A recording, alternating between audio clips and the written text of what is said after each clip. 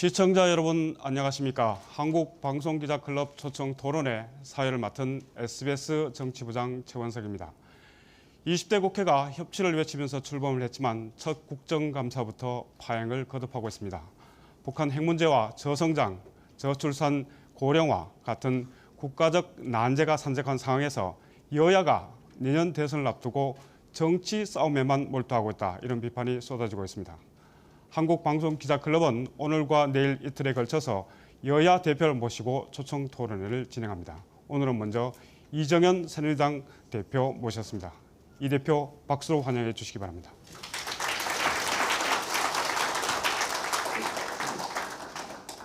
이정현 대표는 잘 아시다시피 지금 단식 농성 중입니다. 여러 가지 이런 극단적인 대립 상황에서 토론회를 진행하는 것이 적절한가에 대해서 저희들 내부 논의가 있었습니다. 그렇지만 본인의 의지가 강하고 내일 추미애 더불어민주당 대표의 초청 토론회가 있어서 오늘 형평성 차원에서 토론회를 예정대로 진행하기로 했습니다. 오늘 토론은 SBS와 KBS, MBC, CBS, YTN 그리고 MBN이 공동으로 생중계하고 있습니다. 그럼 제 왼쪽부터 오늘 토론에 참석할 패널들을 소개해드리겠습니다. KBS 최재현 정치부장입니다. 그 옆은 MBN 장광익 정치부장입니다. 이정현 대표 건너서 YTN 이동우 취재부국장입니다. 그 옆은 MBC 문호철 정치부장입니다. 그리고 제일 마지막에 CBS 이재용 논설위원입니다. 본격적인 토론에 앞서서 이정현 대표의 모두 발언을 1분 30초 정도 짧게 들어보도록 하겠습니다. 이 대표 말씀해 주시죠. 네, 국민 여러분, 집권여당 당 대표가 이렇게 극한적인 이런 정치 행위를 하고 있는 것에 대해서 너무 송구하고 죄송스럽게 생각을 합니다. 제가 이렇게 비상한 수단과 방법을 동원하지 않으면 안 될 그런 상황이 지금 국회에서 전개되고 있습니다. 이번에 농림부 장관을 거야가 해임 건의를 국회에서 통과시켰습니다. 국민 여러분들께서는 도대체 뭘 잘못했길래 대통령의 인사권을 침해해가면서까지 저렇게 해임 건의했을까? 그 사유를 제가 말씀을 드리겠습니다. 첫째는 이거랍니다. 이분이 1.4% 황제 대출을 받았다는 겁니다. 그런데 바로 확인이 됐습니다. 1.4가 아니라 6.7%로 받았습니다. 거짓말로 국민을 속였고 언론을 속였고 이것이 장관 해임 사유까지 되고 있습니다. 두 번째 사유는 황제 전세를 살고 있다는 것입니다. 지금 9억짜리 아파트에 약 7억, 한 6억 8천 정도의 근저당이 설정되어 있는 아파트에 1억 9천에 전세를 살았습니다. 그것도 10년 전 2007년도에 처음 계약을 했습니다. 그런데 이게 황제 전세라고 하는 것입니다. 그 앞에서 한 분은 1억 8천에 살았습니다. 이게 장관 해임 사유입니다. 그리고 청문회에서 지적됐고 그 뒤로도 계속되고 있지만 아주 불효자라는 겁니다. 그런데 이분이 이렇게 장관까지 되고 잘 되고 그래서 정말 좋은 집안에서 잘 공부한 줄 알았더니 이번에 처음 밝혀진 게 친구들도 몰랐다고 합니다. 8살 때 아버지하고 어머니하고 이혼을 해서 새 어머니 밑에서 그렇게 훌륭하게 자랐습니다. 그리고 나서 형제들은 생모와 그리고 키워주신 엄마를 지금까지 계속 용돈들을 대고 이렇게 하면서 잘 모시고 있는데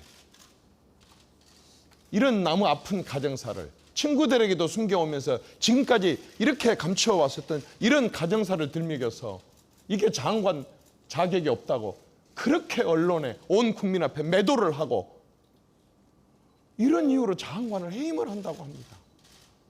주장을 할 수는 있습니다. 그런데 지난 총선 때 야당이 다수 야당이 돼서 거야가 되다 보니까 이제 그 힘을 쓰다가 안 되니까 이렇게 쓰고 있습니다.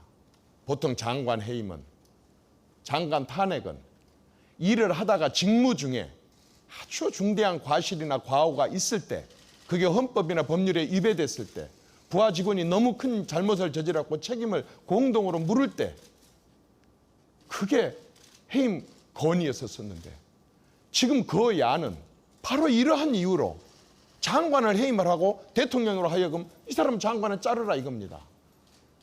그렇다고 한다면 앞으로 이 장관 다음에 또 다른 장관, 또 다른 장관, 또 다른 장관을 계속해서 괘씸하고 마음에 안 들면 전부 자르라고 전부 해임을 하고 이렇게 할 겁니까? 그렇게 해서 임기 얼마 남지 않은 대통령으로 하여금 쓰러지게 만들고 힘 빠지게 만들고 그렇게 해가지고 이제 자 이렇게 국정을 잘 못 이끄니 이런 정권 교체해야 되지 않겠느냐라고 해갖고 정권 교체를 하려고 하는 이런 전략을 가지고 세상에 이렇게 국정을 농단해도 되겠습니까? 국민들께서 총선 때 그 야를 만들어준 민의가 이거였었습니까? 여당으로 하여금 함부로 힘쓰지 말고 야당과 협치하고 이렇게 해서 민생을 돌보라고 만들어준 이 권한과 힘을 국회의원의 숫자를 이런 식으로 쓰면 되겠습니까? 이걸 계속 방치하고 있다고 한다 그런다면 국정, 국회에서 누구를 비난하고 누구를 욕하고 누구한테 삿대질하는 국정감사를 할 필요가 자격이 있습니까? 이런 국회의원들이 행정부를 상대로 해서 또 다른 이유는 이따 설명하겠습니다. 제가 이렇게 단식을 하고 있는 이유입니다. 국민 여러분들께서도 한번 정말 이렇게 해야 되는 것이 그 야의 올바른 정치인지 한번 판단해 주십시오. 예, 이 대표께서 하실 말씀이 많으신 것 같은데 토론 분위기가 조금 초반부터 가라앉는 느낌이 듭니다. 자, 패널께서는 활발한 토론이 될 수 있도록 질문을 단식 농성 중이시지만 날카로운 질문들 이어가시기 바랍니다. 먼저 KBS 최재현 정치부장부터 시작을 해주십시오. 네, 오늘 단식 사흘째죠. 몸은 좀 어떠십니까? 네, 아직은 좀 어질어질하긴 하지만 괜찮습니다. 집권 여당 대표의 단식 투쟁은 처음인 걸로 알고 있습니다. 그런데 과거 그 이 대표께서는 야당 의원들 단식 투쟁하는 것과 관련해 가지고 선거제도가 정착돼 있는 나라에서 국회의원이 단식 투쟁하는 나라는 대한민국밖에 없다. 뭐 이런 굉장히 그 부정적인 말씀을 하신 걸로 기억을 하는데요.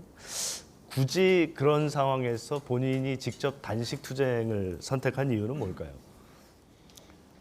처음 있는 일이라고 하셨었지만 처음 당해봤기 때문에 처음 있는 일을 하게 되는 겁니다. 국회의장이라는 사람은 우리나라에서는 어떻게 되어 있냐면 당을 탈당하게 되어 있습니다. 무소속으로 두고 있습니다. 그 이유는 여당과 야당의 매 사안을 항상 극한적으로 대립하고 이렇게 할 때 국회의장이 나서서 조절하고 조정하고 타협을 이끌어내고 그래서 협치를 이끌어내가지고 말하자면 국가와 국민을 위해서 제대로 일하게 하려고 중립위치에 갖다 놨습니다. 그런데 이 지금 정세균 의장은 지난 9월 1일 날 개회사에서도 완전히 야당의 편에 선 그러한 개회사를 해가지고 파문을 일으켜서 그때 유감을 표명을 했고 그 유감을 믿고 우리는 따랐었습니다. 그런데 이번에는 국회의장석에 앉아서 야당이 여당한테 물밑으로 요구하는 그러한 거래 내용 이걸 드러내 가지고 저기 방송이 지금 되고 있는지도 모르고 자기 야당 의원하고 얘기를 합니다. 맨입으로? 야당 입장에서 여당이 맨입으로 되겠어? 이거 해임 건의안 처리 안 해주는 것을 맨입으로 되겠어? 국회의장이 이런 식으로 중립을 포기를 하고 의회주의를 포기하고 그 앞전에 또 수도 없이 70년 동안 국회가 있었었고 70여 년 동안 국회의장님들이 바로 이런 자세를 해왔었던 이런 관행을 완전히 깨버렸습니다. 완전히 이런 의식을 깨버렸습니다. 그리고도 앞으로도 9월 1일 날 해놓고 다시 한 달도 못해서 또다시 이렇게 완전히 야당 입장에서 편파적으로 이런 식으로 국회의정을 보면서 대립을 더 부추기고 조장하고 이렇게 하는데 이걸 방치하고 이걸 그냥 지켜보고 계속해서 그걸 당해야 된다? 이건 초유의 일이기 때문에 저도 초유의 방식으로 대응을 하는 것입니다.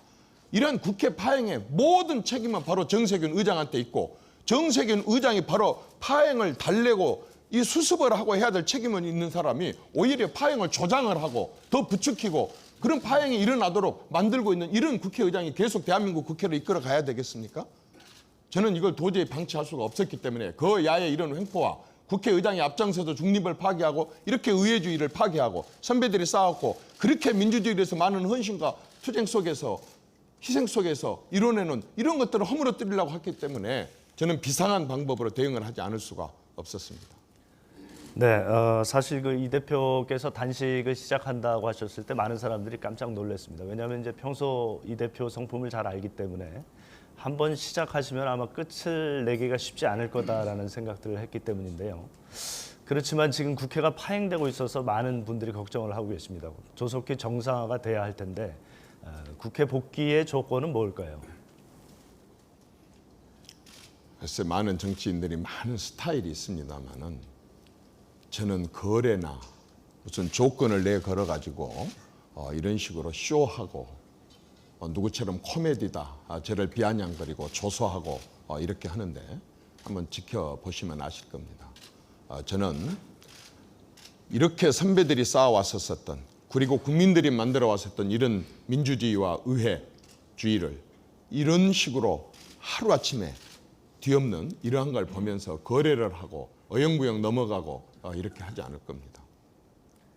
네, 어제 김영우 국방위원장 같은 경우에는 이제 당론하고 다르게 상임위로 복귀를 하겠다 이렇게 얘기를 했다가 이제 다른 의원들의 만류로 실제로 들어가지는 못했는데 시간이 흐르면 이제 국민 여론들을 감안하고 이래서 이제 당내에서도 뭐 복귀를 해야 된다라든가 아니면 투 트랙으로 가야 한다 뭐 이런 얘기들이 많이 나올 것 같은데 이런 상황을 앞으로 어떻게 관리를 해 나가실 생각이신지요? 새누리당에는 129명의 국회의원님들이 계십니다. 각기 철학이 다를 수도 있고 생각이 다를 수도 있고 또 행동이 다를 수도 있습니다. 대다수 의원들은 정말 너무 이번에 놀란 게 초선 의원들이 너무너무 적극적으로 정말 들어와서 보니까 국회가 이런지 몰랐다.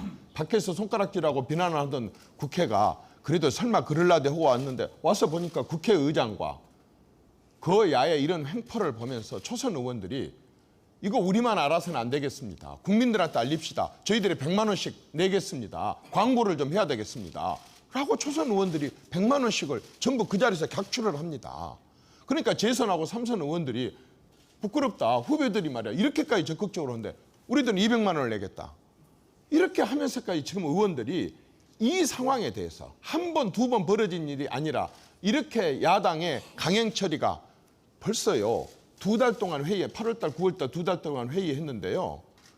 날치기를 상임위에서 2번씩이나 하고 국민들 앞에 다 약속해갖고 이렇게 합의서까지 발표를 해놓고도 바로 2번씩이나 뒤집어버리고 이런 식으로 강행 처리를 계속하고 이런 일들이 계속되고 있는 것에 대해서 대다수의 새누리당 의원들은 완전히 한마음 한뜻입니다. 이런 식으로 한 속에서 우리가 국감에 가갖고 무슨 낯짝으로 행정부한테 삿대질하고 손가락질하고 책상 치면서 잘못했다고 얘기할 수 있겠느냐. 우리는 이런 식으로 국민이 만든 국회법을 국회의장부터 짓밟아 버리는데 국민한테 어떻게 법을 지키라고 얘기할 그런 뻔뻔스러운 얼굴을 갖고 우리가 정치를 할 수 있느냐. 이 근본부터 기본부터 바로잡자. 이게 지금 새누리당 전체 분위기입니다. 그 바로 옆에 앉으신 MBN 장광익 부장께서 뭐 추가 질문하시겠다는데 질문하십시오. 예, MBN 장광익입니다. 그 해결 방법은 정세균 의장이 물러나든 내가 죽든 둘 중에 하나밖에 없다라고 말씀하셨는데 맞습니까? 정확하게 맞습니다. 예. 근데 현실적으로 이제 정세균 의장이 물러나고 싶어도 물러날 수 없다라고 하는 그런 얘기도 있습니다. 재임 기간 2년이 보장이 돼 있는 데다가 또 물러나기 위해서는 제적 과반수 참석의 과반수가 역시 찬성을 해야 되는 그런 상황입니다. 지금 국회 의석 상황상 현실적으로 정세균 의장이 물러나기는 굉장히 어려운 상황에 있습니다. 정세균 의장이 정말 물러나지 못하는 그런 상황이 이렇게 돼 있는데 이럴 때는 어떻게 하시겠습니까? 정세균 그분은 중립을 지키라는 국회법도 안 지키고 협의를 해라고는 협의도 안 하고 자신은 그런 식으로 자기 마음대로 국회법을 안 지키는 것은 마음대로 하고 물러나라고 하는 것은 국회법을 지키겠다? 말도 안 되는 얘기입니다. 아니 근데 현실적으로 물러날 수 있는 방법이 없지 않습니까? 물러나면 됩니다. 아니 본인이 물러나고 싶어도 지금 예컨대 야당, 야3당이 그건 본인이 더 잘 압니다. 국회법을 중립을 지켜야 된다는 것을 뻔히 법에 그렇게 있음에도 불구하고 그걸 과감하게 법을 안 지켜도 된다고 하는 것을 본인이 실천을 했지 않습니까? 물러나라는 그 국회법을 왜 그 양반이 꼭 지켜야 됩니까? 그것도 좀 본인이 그 자의적으로 얼마든지 물러날 수 있는 것이지 그게 물러날 수 없는 게 어디가 있습니까? 그건 정세균 그분의 양심입니다. 양심. 자기가 양심이 정말 자기 양심이 있고 지금까지 육선을 해오면서 또 민주화 투쟁을 하는 과정을 지켜봤으면서 국회 여러 다른 선배 의장들이 얼마나 힘들게 자기 과거에 소속된 당으로부터 욕을 먹어가면서도 중립을 지키면서 국회 이런 파행을 막고 협의를 이끌어내고 협치를 이끌어내온 것을 봐온 그러한 것들에 대해서 양심을 가진 사람이라고 한다면 국회의장 자리에 지금 앉아가지고 이렇게 국정을 농단하고 국회가 만든 국회법을 국회의장이 안 지키면서 국민들에게 어떻게 법을 지키라고 강요를 하고 얘기를 할 수 있느냐 그 말입니다.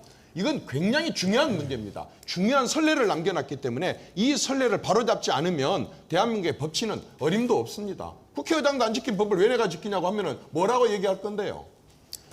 한 가지만 더 여쭤보겠습니다. 네, 계속 말씀하시죠. 예, 야당이 과거에 국감을 보이콧할 때마다 여당은 국감은 국회의원의 의무다라는 부분들을 굉장히 많이 강조했습니다. 그런데 지금은 그 상황이 딱 정반대가 되어 있습니다. 그렇게 본다면 국민들은 내가 하면 로맨스고 남이 하면 불륜 아니냐라고 받아들일 수가 있는데요. 그러다 보니까 얘긴즉슨 국감이라고 하는 것은 국회의원들의 의무고 국민들이 그들에게 준 숙제이기도 한데 이렇게 발로 차버리고 바깥으로 이렇게 이걸 저버리고 있으니 국감은 국감대로 하고 또 그 단식은 단식대로 진행하는 소위 투트랙에 대해서 얘기가 많이들 나옵니다. 어떻게 생각하십니까? 국민들에게 그 점에 있어서는 뭐 정말 입이 10개라도 할 말이 없을 정도로 죄송합니다. 사실 이 지경에 이르기 않도록 했었어야 되는데 그 점에 있어서는 너무 송구스럽게 생각합니다. 그러나 국민 여러분, 우리 새누리당은 민생을 챙기는 데 있어서는 결코 소홀하지 않을 것입니다. 그리고 지금이라도 정세균 의장이 의장직에서 물러나고 또 야당이 지금까지 계속 반복적으로 해왔던 강행처리를 포함한 이런 비신사적이고 비법률적이고 하는 이러한 부분들을 자제를 하겠다고 하는 분명하고 진실된 의지를 보이게 되면 저희들은 바로 내일이라도 복귀를 할 것입니다. 대표님, 어제 여야 원내 대표들끼리 정세균 의장이 진정성 있는 사과를 하면 국감에 복귀할 수 있다. 뭐 이런 이야기가 흘러나온 것으로 알고 있는데 대표님 말씀 들어보면 너무 퇴로를 차단해 버린 거 아니냐 이런 생각이 드는데 그러면 정세균 의장이 만약에 진짜 진정성이 담긴 사과를 하고 정치적 중립 의무를 지키겠다 이렇게 말씀을 하셔도 사퇴 요구는 번복하실 생각이 없으신 겁니까? 국민 여러분, 불과 20여일 전에요. 9월 1일 날 국회의장이 다른 자들이 아닙니다. 국회의장이라고 해서 정치적인 소신과 신념이 없겠습니까? 개인적인 생각은 얼마든지 있을 수 있습니다. 그러면 개인적인 자리에서 할 수는 있지만 국회의장석에 앉아가지고 순전히 야당 논리로 연설을 했습니다. 그래서 저희들이 이건 중립을 지켜야 될 의장이 국회 막 시작하면서 이렇게 하면 되겠습니까? 하고 항의를 했고 본인 유감 표명을 했습니다. 그런데 20일도 안 돼가지고 이제 한수를 더 떠가지고 야당이 원내대표 회담할 때 물밑에서 요구하는 이거 주면 하고 하는 물밑에서 요구하는 그 요구하는 것도 다른 것도 아닙니다. 지금 세월호 특위가요. 지금까지 작년하고 올해 1년 동안에 150억을 썼습니다. 작년에 89억, 올해 61억 해갖고 150억을 썼습니다. 거기에서 211가지 안건을 다루겠다고 해놓고 국민들 앞에 결과 발표한 것도 하나 있습니다. 그런데 다시 104억을 더 쓰고 연장을 시켜달라 이겁니다. 근데 저희들 입장에서는 지금까지 충분한 시간을 줬고 충분한 예산도 드렸고 그리고 이미 세월호 문제에 대해서는 검경 합수부가 조사를 다 했고 그다음에 또 해양심판원에서 또 조사를 마쳤고 심지어는 법원 판결까지 그 결과가 나왔습니다. 그러니 세월호 인양을 한다고 한다면 그때는 전문가들이 다시 나서서 하고 이제는 이걸 종료를 해야 되겠다라고 하는 게 새누리당 입장이고 야당은 다짜고짜 104억을 더 지원해갖고 무조건 연장을 하자는 겁니다. 이걸 받아주면 해임을 안 시키겠다는 겁니다. 아까 해임 사유 들어보셨습니까? 그게 장관 해임 사유입니까? 그런데 그거 해임 안 할 테니까 이번에는 104억을 내놓으라는 겁니다. 국민 여러분 정말 이렇게 해야 되겠습니까? 아무리 여당, 야당이 좋고 주고받는 것도 좋고 거래도 좋고 타협과 협상도 좋지만 이런 식으로 국가 예산을 쓰고 이렇게 이 기관을 갖다 국정감사를 한번 한다고 생각을 해보십시오. 만약 여러분들이 국회의원이라면 그 결과에 대해서 지금 이런 것에 대해 뭐라고 질문을 하시겠습니까? 이걸 바꿔먹자는 겁니다. 이거 안 내놨다고 국회의장이 맨입으로? 이거 안 줬다고 맨입으로? 이렇게 얘기를 합니다. 예? 이런 국회를 보고 아무렇지도 않다는 듯이 여러분들 그냥 넘어갈까요? 저희들은 그렇게 할 수가 없습니다. 제 상식으로는 저는 그런 정치할 수가 없습니다. 대표님 뭐 즉답을 피하신 걸로 받아들이고 다음 순서로 진행하겠습니다. 그러면 다음 순서는 CBS 이재용 논설위원 순서입니다. 네, 저는 좀 다른 질문 해보겠습니다. 그 미르 재단과 K 스포츠 재단을 둘러싼 의혹이 커지고 있습니다. 800억 원이 단기간에 모이고 또 서류가 부실한데도 그 설립 신청 하루 만에 인가가 나고 이런 것들이 일반 국민들로서는 이해하기 어려운 대목인데요. 이 때문에 어떤 강력한 힘이 존재하는 거 아니냐 하는 추측도 나오고 있습니다. 대표께서는 전당대회 직후 기자 간담회에서 이렇게 말씀하셨죠. 청와대와 정부가 민심과 괴리가 있으면 먼저 나서서 민심을 신속 정확하게 전달하겠다 이렇게 말씀을 하셨는데 철저한 진상 규명을 위해서 혹시 감사나 수사를 촉구할 용의가 있으신지 밝혀주시기 바랍니다. 사실 짧은 질문 같지만 지금 내용이 너무 많습니다. 답변하기가. 제가 청와대하고 소통을 하느냐? 소통합니다. 저는 내가 오늘 이 자리에서 정말 처음 얘기합니다. 대통령님하고 제가 필요할 때 하루에도 몇 번 통화도 하고 때로는 이틀에 한 번씩도 통화도 하고 필요하면 저는 대통령님께 전화 드려서 말씀을 드립니다. 그리고 청와대에 있는 모든 수석들과 사안이 있을 때 7번, 8번이 아니라 10번 이상도 통화를 합니다. 그래서 청와대는 청와대 입장을 정부 여당입니다. 제가 야당입니까? 정부 여당이기 때문에 당연히 술의 양바퀴처럼 같이 굴러가야 될 그리고 집권에 대한 책임을 공동으로 져야 될 여당으로서 저는 할 얘기 다 합니다. 지금 이번에 미르하고 이 얘기가 있어서 저는 전혀 모릅니다. 그런데 이걸 한번 물어봤습니다. 뭔고? 했더니 이겁니다. 우리 정경련이 있죠? 정경련. 정경련 산하에 많은 대기업들이 있습니다. 이 정경련은 1년에요. 사회공헌을 위해서 걷어갖고 쓰는 돈이 약 3조 원이 된다고 합니다. 문화, 예술, 체육 이쪽만 해서 1조 1,000억이라고 그럽니다. 말하자면은 돈 많이 벌고 하는 그런 기업들이 세금도 많이 내지만 때로는 보니까 예를 들어서 연말에 불이익 선거만 한 회사에서 200억씩도 내지 않습니까? 또 천안함 그 사건 났을 때에는 3일 만에 하여튼 몇백억을 거뒀다고 하더라고요. 그리고 이번에 또 세월호 사건이 났을 때 거의 900몇 억, 약 1,000억 원에 가까운 그런 모금도 또 금방 했다고 하더라고요. 사실 과거 김대중 노무현 정권 시절에도 대북에 내일을 지원을 한다, 다른 무슨 물자를 지원한다 이런 거 할 때에도 아주 신속하게 이 정경련들이 돈을 거둬서 이렇게 많이 사회공헌 활동을 해옵니다. 이번에 체육 분야와 문화 분야에 많은 사람들이 그쪽에 참 돈이 부족하고 이렇게 하니까 국가 예산만 갖고는 부족하니 정경련에서도 이런 분야에 좀 나서자 해가지고 돈을 거뒀다고 저는 그렇게 들었습니다. 아까처럼 이게 몇백억 이게 문제가 아니라 심지어는 미소재단이라고 미소금융이라고 이거 한 재단에 1조 원도 걷어서 낸 적이 있습니다.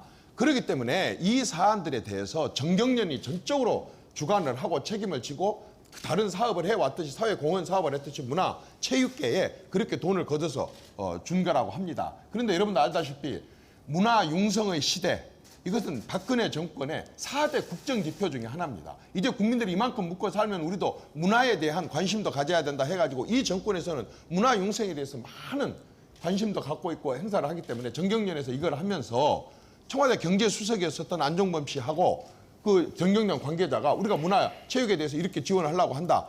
이런 식으로 하려고 한다. 이런 얘기를 하면서 많이 오갔다고 합니다. 그러나 앞서서 그렇게 돈을 걷듯이 그런 방식으로 정경련에서 늘 그런 사회 공헌을 할 때에 모금하는 그런 방식으로 했다고 저는 들었습니다. 하루 만에 됐느냐? 여러분들 모든 인허가를 할 때에 봐보면요. 어떤 건 무지하게 오래 걸립니다. 그러나 인허가장 날 때는 하루만 나갑니다. 그 사전에 몇 날 며칠이고 그런 과정을 거친다 그런다면 인허가 나가는 것도 신청하고 나가는 것도 하루아침에서 한나절도 할 수가 있는 것입니다. 그리고 그런 사례들이 실제로 있고요. 그리고 이런 의혹들은 이미 국회에서 국회 열리기도 전에 수도 없이 의원들이 많이 제기를 했고 그리고 또 대정부 질문에서 아주 귀가 따갑도록 장시간 질문을 했고 지금 또 하고 있습니다. 국정감사에서 야당이 단독으로 진행을 하면서 계속 문제 제기를 하고 있습니다. 의혹이 제기되면 하는 거고 고소 고발해야 될 사안이 있으면은 그 당사자가 정경련이니까 정경련이 고발하면 되는 거고, 그것으로 인해서 피해를 입은 사람이 있으면은 당당하게 고소 고발하면 되는 거예요. 지금 어느 시대인데 무서워서 억울하게 고소 고발 못한 사람들이 있습니까? 네. 대표님께서는 그 사회공헌이다 또 그 정경련이 주도를 했다라고 말씀을 하셨는데, 어제 야당에서 그 안종범 청와대 정책조정수석이 두 재단의 대기업 모금을 주도했다는 내용의 녹취록을 공개를 했습니다. 여기서 보면 대기업 관계자가 청와대 안종범 수석이 정경련에 이야기를 해서 정경련이 일괄적으로 기업들에 할당해서 한 것이다, 이런 발언이 있습니다. 이런 일련의 의혹 제기에도 불구하고 여전히 정치 공세로만 보시는지요? 그러면 그 앞전에 만약에 김대중 노무현 정권 시절에 그 정경련에서 그런 사회 공헌 사업을 한 거, 그때에도 그쪽 정권에서 다 그렇게 연락하고 그런 겁니까? 제가 그래서 오기 전에 오늘 한번 확인을 해봤습니다. 정경련에다가 이게 뭐라고 얘기를 했더니, 그렇게 얘기를 하지 말고 누구하고 통화를 해서 했는지 그걸 밝혀라고 얘기를 합니다.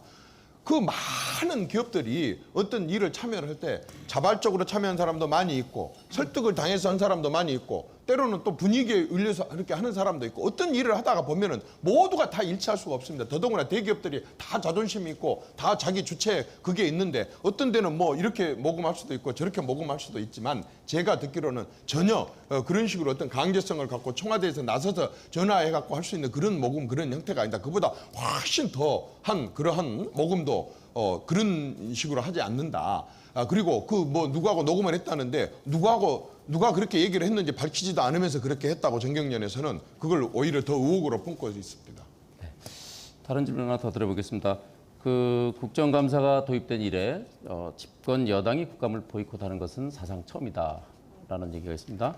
입법부의 견제 기능뿐 아니라 제1당으로서의 책임성 또 민생국회의 중요성에 비춰서 좀 부담스러운 측면이 있을 텐데, 때문에 일각에서는 그 새누리당이 혹시나 미르나 또 K스포츠 재단, 우병우 수석 문제와 같이 민감한 정치 현안을 피하기 위해서 국회를 일부러 파행시키는 거 아니냐, 이런 추측을 하는 측도 있습니다. 어떻게 보십니까? 저는 오히려 그 거꾸로 생각을 했습니다. 여러분도 알다시피 이 정권 들어와가지고 얼마나 많은 의혹이 제기됐습니까? 세월에 또 대통령이 7시간 밖에 나가서 바람을 피웠다고 문제 제기를 했습니다. 입증됐습니까? 그렇게 많은 댓글을 갖고 거의 1년 넘게 그렇게 했지만 제대로 밝혀진 거 하나라도 있었습니까? 무슨 십상시가 있고 무슨 강남에서 무슨 식당에서 말이야 맨날 모임을 해가지고 이렇게 십상시들이 모여서 대책회의를 했다고 그렇게 의혹 제기를 하고 6개월 동안 떠들었습니다. 하나라도 나온 거 있습니까? 지금 박근혜 정권 들어와서요, 야당이 이렇게 제기해갖고 제대로 밝혀낸 거 하나도 없습니다. 국회 지금 청문회 해가지고 청문회 했던 소리를 들어봤지만 뭐 밝혀졌다는 얘기 하나라도 들어봤습니까? 세월호 갖고 정부에 대해서 그렇게 공격을 했지만 지금 본래 문제 말고 다른 정치적인 문제에 대해서 제대로 밝혀진 게 있습니까? 이 사람들이 틀림없이 제가 봤을 때는 야당이요, 이번 국감 열어봤자 밝혀낼 건 하나도 없고 국민들은 틀림없이 야당이 뭘 할 거라는 것을 기대를 하고 있을 텐데, 제대로 밝혀낼 게 하나도 없다가 보니까 이렇게 많이 야당이 반발할 거 뻔하고, 그 국회의장 답변에도 나와요. 반발할 거 뻔하니까 계속 자극을 시켜가지고 반발을 시켜서 틀림없이 파행을 할 거다. 그렇게 하면은 국감 어영부영하고 넘어가고 우리끼리만 하게 된다. 여당 참여 안 하고 우리끼리만 하다가 넘어가면 그냥 때울 수 있고, 뭐가 안 나왔던 핑계는 여당 핑계를 대가지고 이렇게 되려고 저는 오히려 이런 파행을 이끌어내려고 하는 것이, 야당이 오히려 더 전략적으로 파행을 이끌어낸 거, 국감을 좀 제대로 안 하려고 그렇게 하는 게 아닌가 싶습니다. 예, 대표님 말씀 잘 들었습니다. 지금 벌써 토론이 시간이 절반 이상 지나갔습니다. 지금 답변하고 질문 내용을 좀 더 압축적으로 해주시면 감사하겠습니다. 다음 순서는 YTN 이동우 부국장입니다. 예, 그 대통령의 측근이었던 그 이정현 대표가 새누리당의 당권을 잡으면서 당청 관계가 수평적이라기보다는 수직적으로 바뀌는 거 아니냐, 이런 우려의 목소리가 높습니다. 특히 우병우 그 청와대 민정수석의 거취와 관련해서 뚜렷한 의견을 내지 못하는 것도 이런 한계가 작용한 것이 아니냐, 뭐 이런 그 지적도 있는데요. 이에 대해서는 어떻게 생각하십니까? 제가 한번 물어보고 싶어요. 대통령하고 여당 관계가 수직이다 수평이다 그런데 삼각자로 재봤어요? 저울로 달아봤어요? 도대체 그런 엉터리 같은 얘기가 어디 있습니까? 누가 수직이고 누가 수평입니까?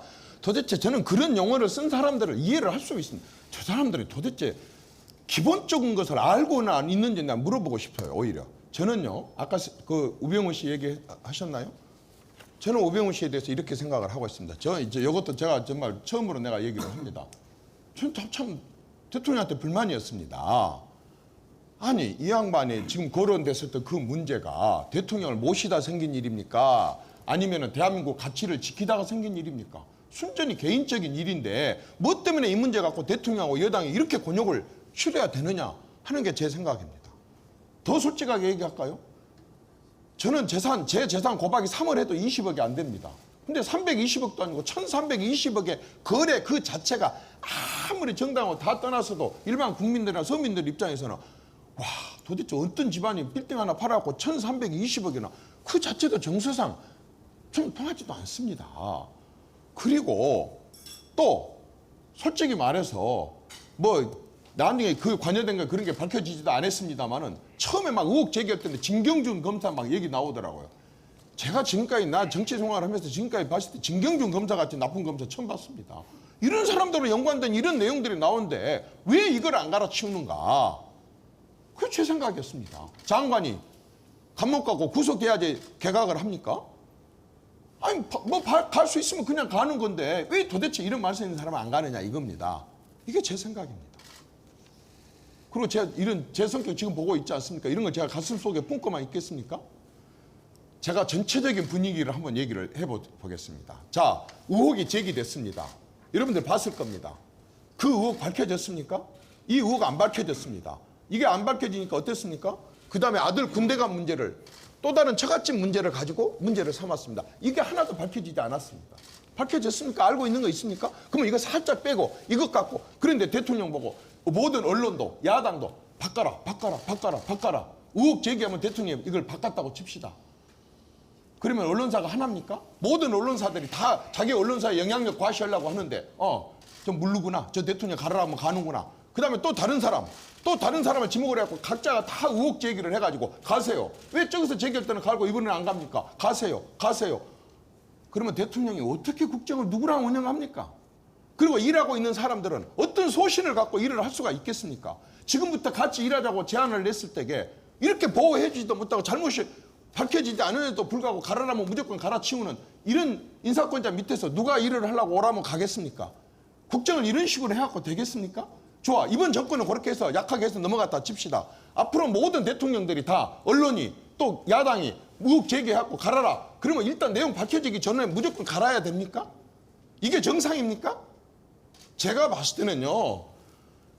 정말 이런 관행과 이런 선례가 남겨지게 된다고 한다면 정말 안 됩니다. 그런데 이렇게 할 수도 있는 대통령들도 있습니다. 어떤 대통령들이?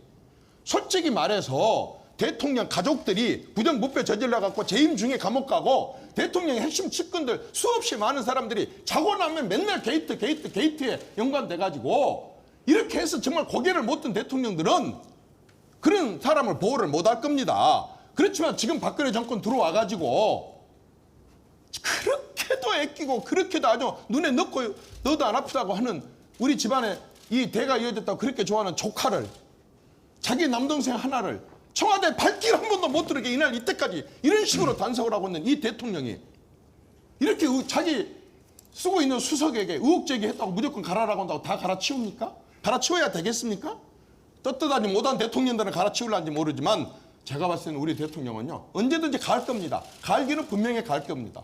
그렇지만은 이런 식으로 몰아갖고 대통령을 무릎 꿇으려고 그러고 대통령을 갖다가 야당이고 누구고 간에 의혹 제기해갖고 이런 식으로 대통령 꼬꾸라뜨리려고 한다 그런다면은 미안하지만 사람은 잘못 봤습니다. 박근혜 대통령 그럴 사람 아닙니다. 그러면 아까 그 대표께서는 대통령과 필요하다면 하루에도 몇 번씩 뭐 통화한다고 그러셨는데요.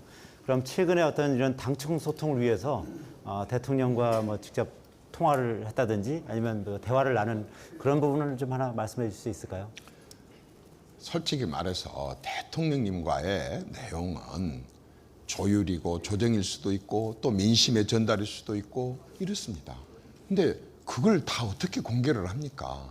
제가 떳떳하게 여당 대표로서 부족함이 없이 제 도리를 대통령한테 해야 될 도리는 다 하고 있습니다. 국민 여러분들께서는 제가 지금까지 살아왔었던 제 삶을 봐서라도 그건 믿어주십시오. 저는 어떤 누구보다도 대통령하고 소통 많이 하고 있고 대통령뿐만 아니라 청와대 있는 수석들하고도 모든 얘기 다 나누고 있습니다. 그럼 아까 말씀하신 그 우병우 민정수석 거취와 관련돼서는 뭐라고 말씀을 하셨습니까? 대표께서는 대통령한테. 뭐, 답변 안 하겠습니다. 앞에 말씀 많이 드렸으니까. 예, 이동우 부국장 수고하셨습니다. 오늘 토론회는 그 SBS와 KBS, MBC, CBS, YTN, MBN으로 공동 생중계되고 있습니다. 다음 순서는 MBC 문호철 정치부장입니다. 네, 대표님 단식 중이긴 하신데 말씀하실 때 정말 파워풀 하셔가지고 참 놀랐습니다. 그만큼 하시고 싶은 말씀이 많으셨던 것 같기 때문에 뭐 그러신 거라고 생각합니다. 저는 뭐 약간 좀 방향을 바꿔서 취임 이후 이제 취임이 만 50일이 되시지 않습니까? 어떤 현장 속으로의 어떤 민생 중심의 광폭 행보를 보여준다. 뭐 이런 평을 듣고 계시고 여기에 대해서 호의적이기도 하고 또 한편으로는 여기에 대해서 너무 보여주기 시기 아니냐 또 이런 얘기도 있기도 합니다. 뭐 이런 비판들도 있고 이런 또 호의적인 평가도 있는데 대표님께서는 어떻게 생각하시는지요? 제가 제일 잘하는 게 민생입니다. 민생이 현안 가는 거. 여러분 22년 동안 전라도에서 새누리당으로 출마했다가 20년간 떨어지고 2년 된 사람입니다. 저는 국민이 무섭습니다. 국민이 두렵습니다. 국민 한 사람의 마음을 얻기 위해서 저는 정말로 혼신의 노력을 다한 사람입니다. 자전거도 타고 마을에 가서 자기도 하고 할머니들하고 화투도 치고 구석구석을 찾아다니면서 정말 혹시라도 저에게서 조금이라도 눈이 돌아갈까 싶어서 애절하고 간절하게 22년 동안을 선거를 해본 사람입니다. 그래서 저는 너무나도 국민이 무섭다는 걸 잘 안 사람이고 제 자신이 저 바닥에서부터 큰 사람이다 보니까 제 아재, 제 고모, 제 선배, 제 친구, 제 후배들이 다 소상공인들이고 다 소시민들이고 다 정말 어렵고 힘든 사람들입니다. 그래서 저는 서민들이 한마디라도 하거나 아파하거나 이렇게 하면은 그냥 정치인으로서 바라본 게 아니라 저 사람이 지금 얼마나 자존심 상해하고 저 사람이 지금 얼마나 힘들고 저 사람이 정말 얼마나 막막하고 얼마나 죽고 싶다 하는 그런 심정을 누구보다도 잘 아는 사람입니다. 그렇기 때문에 저는 남이 알아주든 알아주지 않든 내가 집권 여당의 당대표로 있는 한은 죽으라고 쫓아다니면서 그 사람들 말에 귀를 기울이고 경청을 하고 그 사람 눈높이에서 들어서 그리고 듣는 것으로 끝난 게 아니라 들을 때는 완전히 야당의 시각으로 듣되 갖고 와가지고는 완전히 여당의 책임감으로 장관 불러, 차관 불러, 실국장 불러 5번, 6번, 7번 대책회의를 하게 해갖고 기어코 멍 하나라도 변화시키려고 하는 그런 심정으로 지금까지 해왔었고 앞으로도 그렇게 할 겁니다.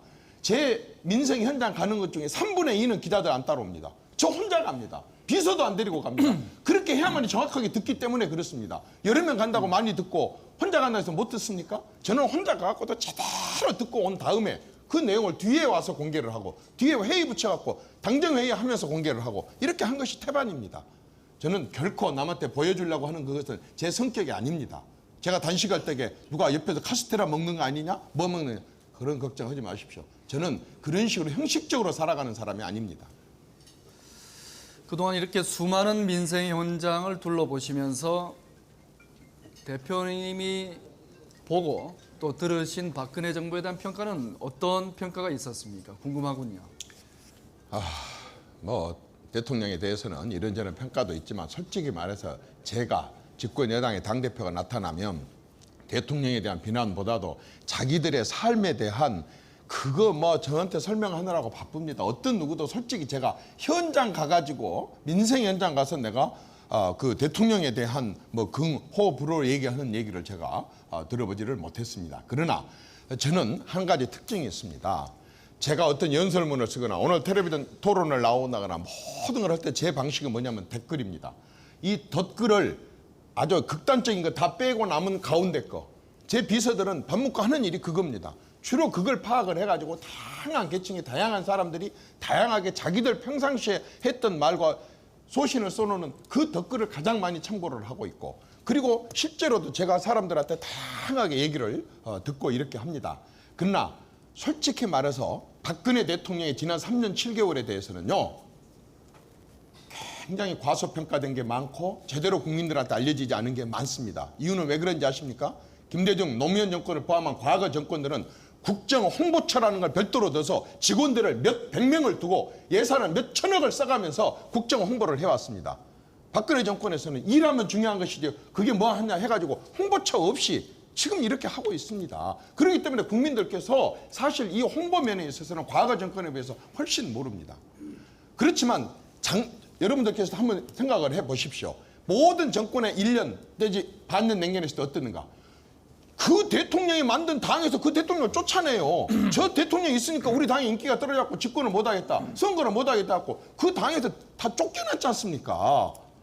그런데 지금 적어도 이 정권에서는 그런 것은 없지 않습니까? 그건요, 제대로 된 평가를 받을 때가 저는 있을 거라고 확신을 합니다. 대표님께서 지금 말씀하시면서 박근혜 정부가 지금까지 너무나 지나치게 과소평가되어 왔다라는 그 말씀하셨는데, 그렇다면 이렇게 자리 나오신 김에 이 정부에 대해서 정말 지금 대표님이라도 나서서 뭔가 정말 국정 홍보는 아니더라도 이것은 정말 제대로 된 것이 아니냐라고 말씀하실 것이 있으면 뭐 한두 가지 좀 부탁드리겠습니다.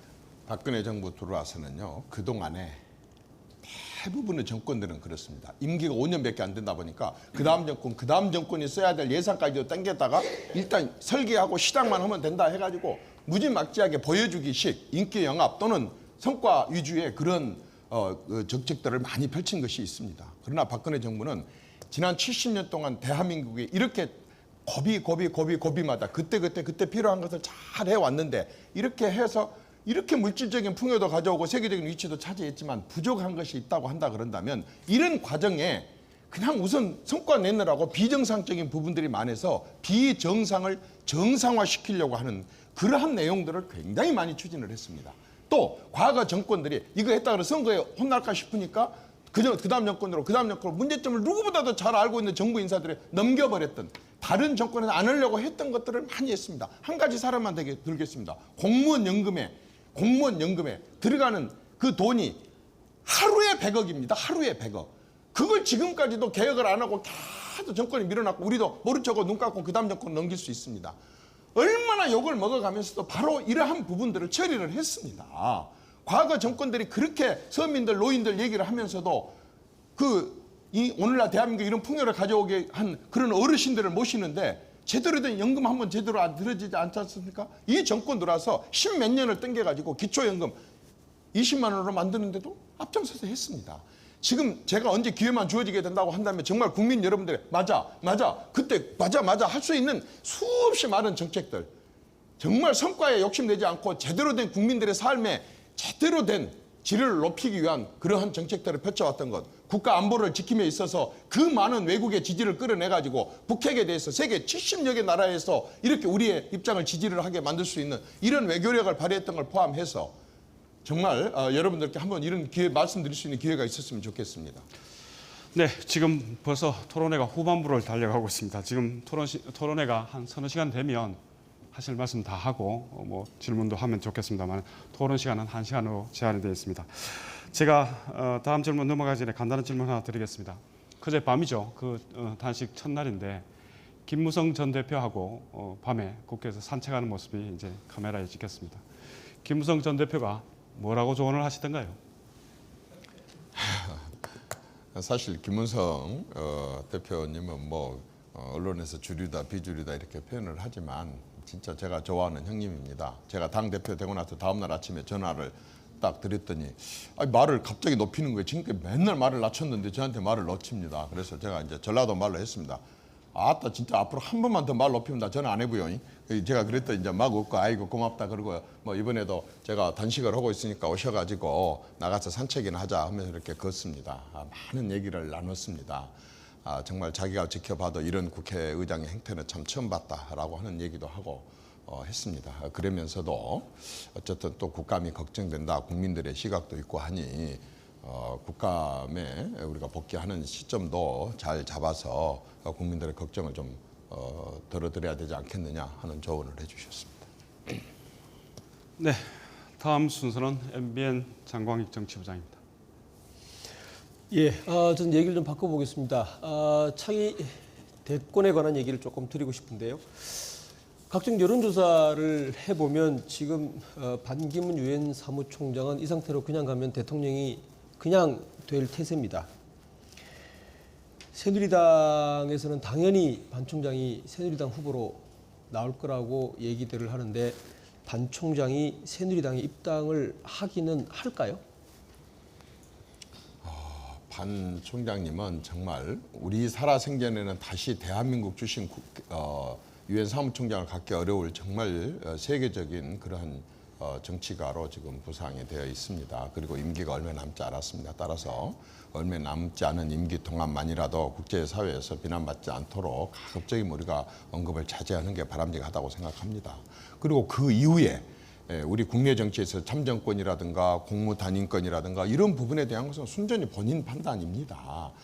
그것은 아직 저는 직접적으로 들은 바가 없고 다만 저는 당 대표로서 새누리당의 다음번 대선 주자 절대로 특정인에 대한 우대 없습니다. 치열한 경쟁을 통해서 저는 선출을 우리 당 후보로 확정을 짓는 그러한 시스템 운영해 나갈 겁니다.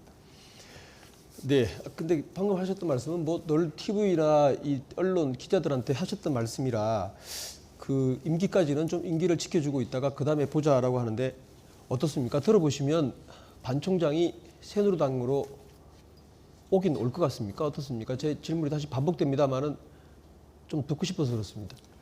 한 가지 참고로 말씀을 드리겠습니다. 저는 다음번 새누리당 대선 후보는 지금까지 방식하고 좀 달리 뽑고 싶습니다. 당내 인사들과 지금 나경원 의원님을 영입위원장으로 모셨습니다마는 외부에서 아주 좋은 몇 분의 인사들을 영입을 해가지고 굉장히 한 서너 달 동안 치열한 정책 토론을 지역을 옮겨다니면서 벌릴 생각입니다.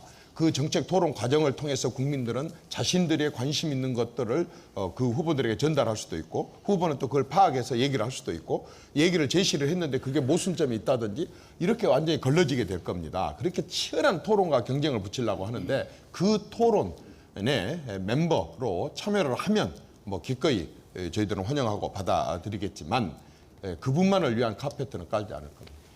예, 한 가지만 더 여쭤보겠습니다. 최근에 그 동교동계하고 또 호남 쪽도 방문을 자주 하시고 해서 저희가 볼 때는 언론에서는 이 서진 정책이다 뭐 이런 표현을 쓸 만큼 이 호남에 대한 이 각별한 애정을 보이시는데 현실적으로요. 이 국민의당과의 연대 문제에 대해서 물론 국민의당은 뭐 말도 안 되는 얘기라고 반발하고 있지만 그 부분에 대해서는 어떻게 보십니까? 세상에 말도 안 되는 일은 없습니다. 말을 하면 되는 거지 말도 안 되는 일은 있을 수가 없습니다. 제가 봤을 때에는요, 이제 대한민국 정치가 조금 대대적인 한번 정계 개편이 한번 됐으면 좋겠어요. 거의 빅벤이 이루어졌으면 좋겠다는 생각이 듭니다.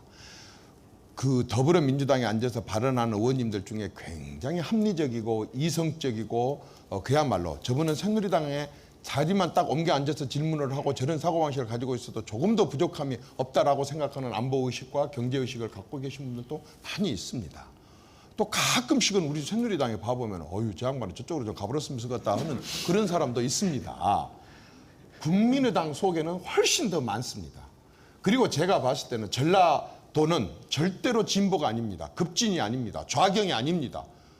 잘 알다시피 과거에 아주 뭐 저는 태어나기도 전 일이 아닐까 싶은데 그 전에는 호남 출신의 그 지주들이 만든 그런 보수당도 있었다고 합디다.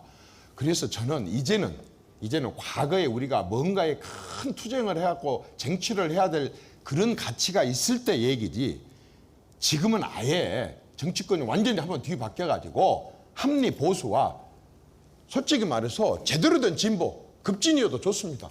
해가지고 당이 좀 나눠져가지고 이제 정말 국가에 많은 현안들이 있음에도 불구하고 당이 틀리기 때문에 하는 수 없이 동의를 못하는 그런 현안들이 많이 있습니다. 이런 것들이 이제 하나씩 치워가면서 제대로 된 국가 발전 선진화를 위해서도 한번 이런 빅뱅이 이루어졌으면 좋겠고 그게 빨랐으면 다음번에 닥쳐오는 대선에서 있었으면 좋겠고 새누리당 입장에서는 이렇게 합리 보수와 대한민국 국민, 대한민국 가치를 반드시 지키겠다는 의지만 있다고 한다 그런다면 저희들은 활짝 문을 열고 어떤 그런 정치적인 그런 상상력도 다 동원하고 실제로 그 상상력을 행동으로 옮길 용의도 있습니다. 그러면 그 말씀을 들어보면 국민의당과의 어떠한 형태의 연대 혹은 뭐 그 이상의 것들도 용의가 있다고 그러시는데 구체적으로 제시하실 그런 의향도 있으십니까?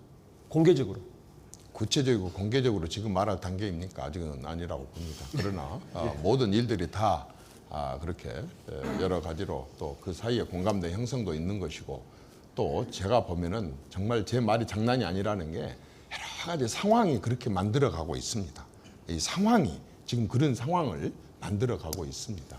대표님, 그 일각에서는 당원 당규를 바꾸더라도 호남 지역에서 연거푸 2번 당선되시고 그리고 본인 표현대로 무수자이신데 이 대표께서 대선 후보로 나서는 것이 어떻겠느냐 이런 의견도 있습니다. 어떻게 생각하십니까?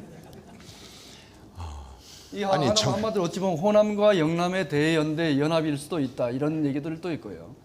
정치하는 사람이 대통령 시켜주겠다 그러면 싫어할 사람이 어디가 있겠습니까? 그렇지만 저는 아직 그릇이 안 됩니다. 제가 정치권에 없었다면 감히 그런 욕심을 낼 수도 있을지 모르겠습니다만은 33년 동안 제가 정치권에 있으면서 지켜봤고 저라는 사람의 그릇은 그렇게 대권까지 노리고 바랄 사람은 못 됩니다. 저는 정말 바른 그러한 정치와 나라가 되는데 기여를 하겠고 그러나 방금 말씀하신 대로 호남, 충청, 영남이 하나로 묶어질 수 있게 하는 역할은 저는 충분히 할 수 있다고 자신합니다. 네, 대표님 지금 시간이 거의 남지를 않았습니다. 질문도 이제 한두 분만 해야 될 그런 상황인 것 같습니다. YTN 이동호 부국장 이어가시기 바랍니다. 예, 대표님 이제 국정감사가 끝나고 나면 이제 본격적으로 대선 국면에 이제 접어들 것 같은데요. 이 대표는 이제 대선 경선을 공정하게 관리하고 대선전을 지휘하는 이제 막중한 책임을 가지고 계신데, 아까 말씀하신 것처럼 이제 내년도 대선 경선을 슈퍼스타 K 방식으로 이제 그렇게 진행하겠다고 했습니다. 이것이 좀 지나치게 인기 투표 형식으로 이제 흐르는 것 아니냐, 뭐 이런 비판적 시각도 있습니다. 이에 대해서는 어떻게 생각하십니까? 그게 이제 일시적으로나 아주 짧은 시간에 하면 인기 투표가 될 수 있을 겁니다. 그래서 아까 제가 말씀드린 게 상당히 장시간 동안 정책 토론을 같이 벌리게 해가지고 모든 국민들이 그분들에 대한 자질과 또 저분의 정책이나 노선이나 방향에 대해서 완전히 인식하게 한 다음에 그 다음에 이제 어느 시점이 들어가면 한 석 달 내지 넉 달 정도 토론을 벌린 다음에 그 다음부터는 보름에 한 명씩 또는 뭐 열흘에 한 명씩을 이제 탈락을 시켜가면서 마지막 2명 남을 때까지 그렇게 진행하겠다는 겁니다. 그리고 2명으로 이제 최종적인 경선을 하는 것이기 때문에 단순한 인기 투표를 넘어서는 효과를 낼 수 있다고 봅니다. 그리고 저는 절대적으로 이게 필요한 이 2가지 이유를 말씀을 드리자면 하나는 이제는 대한민국의 지도자가 될 사람은 큰 조직이든 작은 조직이든 일만 잘해갖고는 절대 지도자가 될 수가 없습니다. 말과 일을 다 잘해야 됩니다. 국민들에게 자신이 하는 일에 대해서 제대로 설득하고 설명하고 또 동의를 이끌어내고 공감대를 이끌어내고 이렇게 해야 될 정도로 국민들의 주권의식이 무지하게 강해졌기 때문에 이 말하는 연습도 대선 주자는 반드시 해야 된다고 봅니다. 두 번째는 역대 모든 대통령들이 보면은 다 예측 불가능하다가 보니까 제대로 준비를 안 해놨다가 후보가 되면 그때부터 200명, 300명씩 정책 전문단을 구성을 했고 그때서 공약을 제대로 만듭니다. 그렇게 만들어진 조속 공약이 인수위원회 가면 다 버리고 새로 수정을 하게 됩니다. 그러니까 약속을 못 지킨다는 얘기를 듣습니다. 그리고 국민들은 심지어는 자기 당 국회의원들조차도 그게 공약인지 아닌지도 모르는 게 태반입니다. 이렇게 하기 때문에 항상 대통령 자의적으로 하는 뭐네 이런 말들이 나오게 되는데 저는 이런 과정을 통해서 국민과 당 소속 의원들과 당원들이 우리가 어떤 정권을 만들려고 하고 어떤 나라를 만들려고 하는 것에 대해서 완전히 인식을 할 수 있는 충분한 기간을 가질 필요가 있다. 이런 생각에서 제가 슈퍼스타 K 방식의 대선 후보를 만들자 그런 제안을 한 것입니다. 최근 그 한 언론사가 내년 대선 관련해서 여론조사를 한 결과를 보면 여당으로의 그 정권 재창출을 원하는 의견은 30%에 불과하고요. 야당으로의 정권 교체가 돼야 된다는 의견이 53%에 이르고 있습니다. 상당히 여당 대표 입장에서 봤을 때 정권 재창출은 이제 험로가 예상되는데 객관적으로 봤을 때 현재 상태에서 정권 재창출의 가능성 퍼센티지를 보면 한 몇 퍼센트 정도 된다고 보십니까? 솔직히 얘기하겠습니다. 매우 낮습니다. 그 결과가 지난번 총선이었고 총선 때 우리는 교만하고 오만했습니다. 그래서 심판을 받았고 매우 지금 어려운 그런 여소야대 상황을 겪고 있습니다. 그런데 지금 바로 야당이 다수당이 되자마자 우리가 했던 것 곱하기 10배 교만과 오만을 부리고 있습니다. 제가 봤을 때는 이러한 상황이 계속되는 한은 바로 국민들이 또다시 야당들을 심판하게 될 것입니다. 그러지 않겠습니까?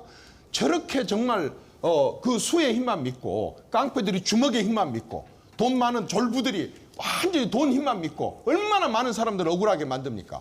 세상에 국회의원 숫자 하나만 믿고 아버지하고 어머니하고 이혼한 그 가정의 문제를 이렇게 들춰내갖고 사람을 이런 식으로 애달게 만들고 6.7%로 대출받은 것 같아 1.4%를 받았다고 거짓말해갖고 해임을 하고 9억짜리 아파트에서 6억 8천이 담보가 들어있는 근저당이 설정되어 있는 곳에서 1억 9천을 들고 사는데 이걸 갖다가 환계 전세를 샀다고 거짓말로 이렇게 할 정도로 이런 교만하고 오만한 사람들이 집권을 하게 돼가지고 검찰권, 경찰권, 예산권 다른 모든 걸 거머쥐게 됐을 때에 얼마나 많은 사람들을 괴롭히고 얼마나 많은 사람들을 억울하게 하겠습니까?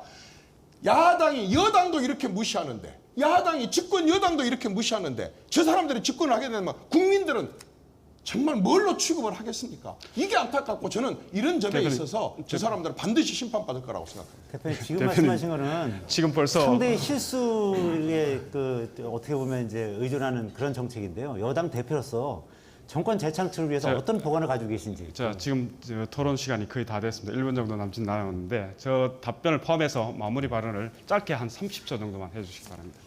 국민 여러분 잘 지켜보셨겠지만 저는 정말 두메산골에서 커서 호남 출신으로서 호남에서는 새누리당이라고 새누리당에서는 전라도 놈이라고 무지막지한 서름을 받고 여기까지 컸습니다. 그래도 제가 당대표가 됐습니다. 이 방송을 보고 계시는 혹시라도 절망이나 좌절에 빠져 있는 사람들 청년들 계시면 저를 한번 보십시오. 아무 도움 받지 않고 여기까지 왔습니다. 의지 하나 갖고 신념 하나 갖고 여기까지 왔습니다. 여러분도 할 수 있습니다. You can. 여러분도 할 수 있습니다. 꼭 한번 저를 믿고 좌절하지 말고 포기하지 말고 한번 멋진 그런 세상을 저랑 같이 한번 만들어 봅시다. 감사합니다. 네, 안녕하십니까. 오늘 토론회는 여기까지 진행을 해야 될 것 같습니다. 오늘 옆에 모시고 보니까 대단한 웅변가이신데 집권 여당 대표 엄중한 자리입니다. 오늘 토론을 보시고 마음이 더 무거워지셨는지 아니면 작은 희망의 단초라도 발견하시는지 궁금합니다. 내일은 더불어민주당의 추미애 대표를 모시고 토론을 이어가도록 하겠습니다. 시청해 주신 여러분 감사합니다.